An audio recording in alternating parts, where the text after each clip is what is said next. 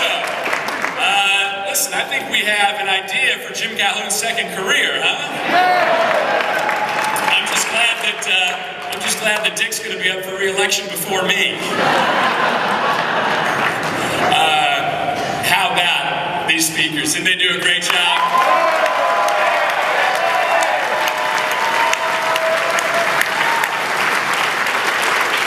That's a hard act to follow, Jim. But listen, these are a lot of friends here today. I can't tell you with words how much all your support has meant to me, but I want to single out my two best friends in this audience today. That's my mother and father, Scott and Kathy, who are here.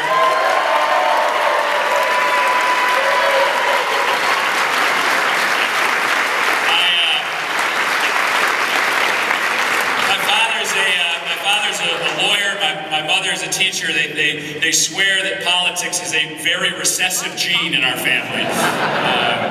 Listen, I couldn't be prouder to stand here today with these men and women who I've been proud to stand with for the last 15 years. You know, you're going to go home tonight and see Linda McMahon's closing argument and see my closing argument.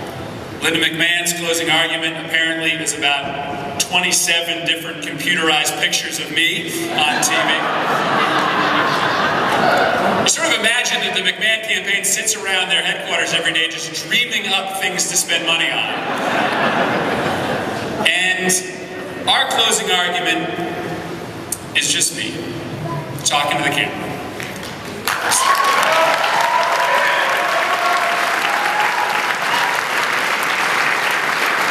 Telling the voters of this state that there is a big difference between me and Linda McMahon.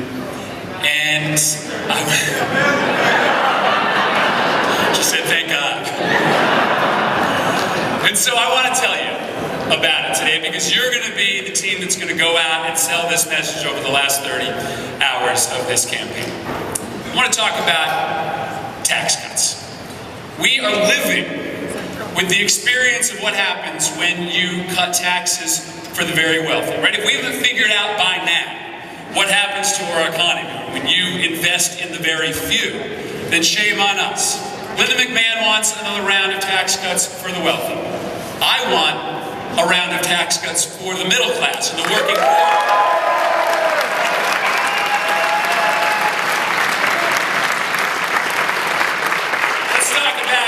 Let's talk about Medicare. Before Medicare, 30% of seniors were living in destitute poverty. That program alone has saved millions of American elderly from bankruptcy, from poverty, just because of medical bills. Linda McMahon says that if she was elected to the United States Senate, that she'd consider voting for Paul Ryan's privatization plan. I'm going to tell you this. I'm going to fight with every bone in my body to fight the privatization of Medicare if you send me to the United States Senate.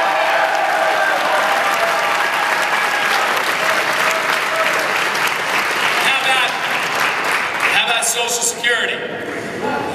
Now listen, Linda McMahon doesn't need programs like Medicare and Social Security, so maybe that's why she's so cavalier about her approach to these programs. She said when she didn't think the cameras were watching that she would consider sunsetting Social Security, which is a very nice way of saying ending Social Security.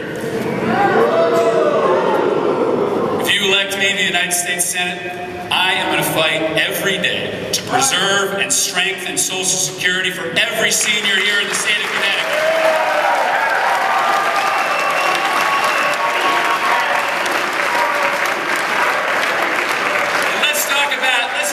Manufacturing. I don't know who gave the Pratt & Whitney worker a bullhorn over here, but you know. I don't know how that happened.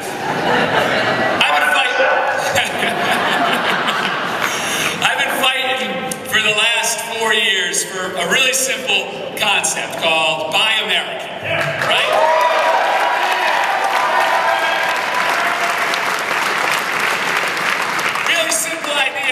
Send our taxpayer dollars to Washington, don't you think they should be used to create jobs here in the United States of America? Well, Linda McMahon doesn't think so. Linda McMahon said in one of our debates, well, Buy American is a slogan. That's all it is. Well, listen, I want you to come to Waterbury, Connecticut. Visit a company called Ansonia Copper and Brass, where about 24 hard-working Waterbury area residents are having their jobs risked to be sent overseas because the federal government is going to buy what they make for the U.S. subfleet from a German company instead of an American company. To those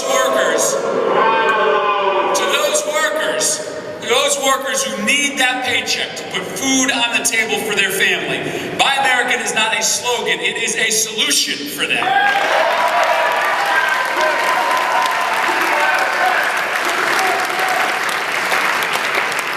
And let's talk about women's health care. Because depending on the day, Linda McMahon is 10% pro-choice, 20% pro-choice. Right, you can't be pro-choice while supporting things like the Blunt Amendment, which would allow for any employer to deny women coverage for contraception. You can't be pro-choice and say you're going to defund Planned Parenthood. I'm not 20% pro-choice. I'm not 30% pro-choice. If you send me to the United States Senate, I'm going to be 100% pro-choice.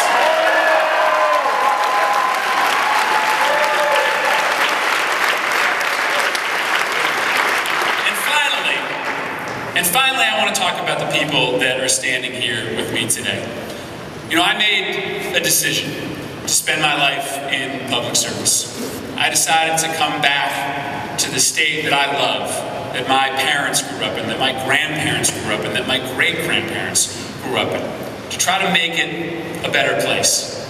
And when my 2 kids were born, my wife and my kids aren't here with me today, but they reinforced that decision that I had made. Just like Coach Calhoun said that part of the reason he's here today is because of his kids and grandkids. That's why I'm standing here today as a U.S. Senate candidate, that I want to spend my life in a way that gives back to the community that's meant so much to my family.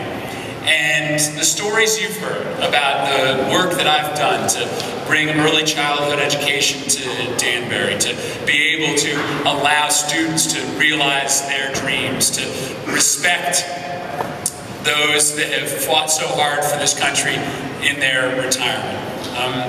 I hope it's a small example of some of the fights that people like me and John Larson and Dick Blumenthal, who have committed our lives to serving our state, have been able to achieve.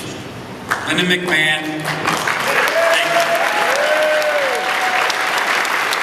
Now, Linda McMahon has chosen to spend her life in a very different way.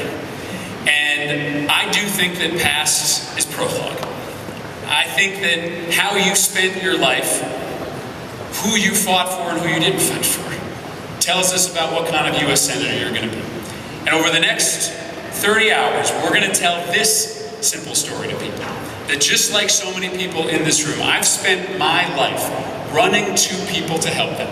And Linda McMahon has spent her life running over people to help herself. That's the contrast.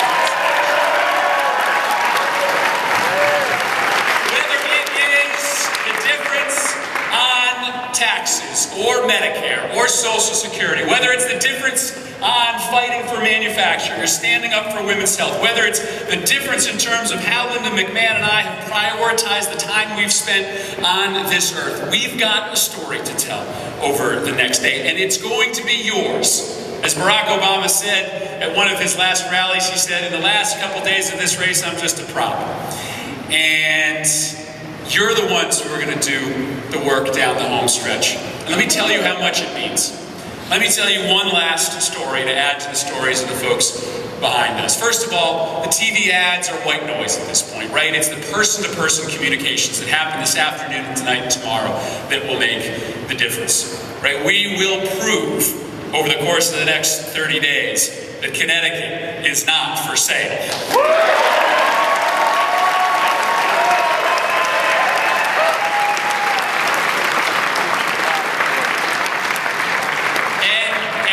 Example of how much it matters. I'll tell you about the last 5 minutes of my election in 2008.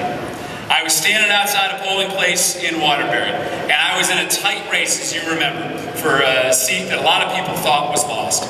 And as the clock struck 7:59, a young woman started running in to try to make it before the polls closed. And she caught me out of the corner of her eye, and she stopped and she grabbed me and said, "Hey, you're the guy I'm coming here to vote for." And I said, "That's fantastic, hurry up and get in there."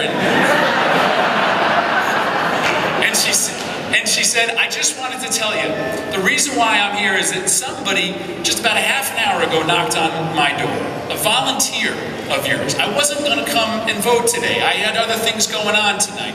But I thought to myself, if it was so important to this volunteer to come to my door at 7:30 at night, if they cared so much about you and what you're talking about, then I should take the 10 minutes to come down and vote." That's what you guys are going to do. That's what money can't buy.